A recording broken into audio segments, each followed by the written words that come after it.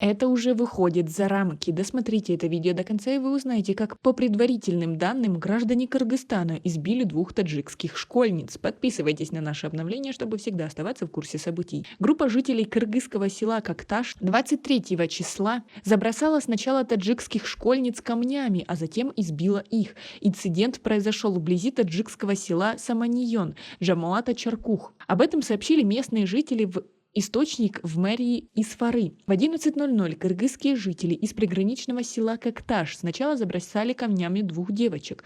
Мало того, что они ворвались в их дом и избили их родителей, говорят, пострадал и маленький ребенок в доме, сказал местный житель.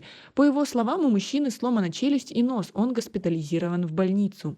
В центральной больнице Исфары подтвердили, что в результате инцидента были госпитализированы 3 человека, но не сообщили подробности. Как вы относитесь к такой ситуации? Свои ответы напишите нам, пожалуйста, в комментарии. Источник в мэрии Исфары, который отказался называть свое имя, сообщил, что глава Джамоата Чаркух и мэр города прибыли на место инцидента и проводят переговоры с кыргызскими коллегами.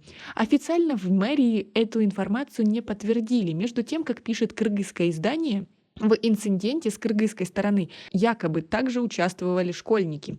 По данным издания, между школьниками пограничных сел произошла драка в местности Дахма Баткенской области на кыргызско-таджикской границе. Уточняется, что бытовой инцидент произошел 23 числа примерно в 14:00. По предварительным данным, таджикские школьницы подрались с кыргызстанскими. В ответ кыргызстанец побил таджикистанцев. Известно, что сейчас переговоры ведут акимы Баткенского района Кыргызской республики и Исфаринского района Республики Таджикистан, сообщило издание. Как вы относитесь к таким систематически повторяющимся инцидентам? И как вы думаете, когда они закончатся? Свои ответы напишите нам, пожалуйста, в комментарии. У нас пока на этом все. Оцените наше видео подпиской и лайком. До скорой встречи!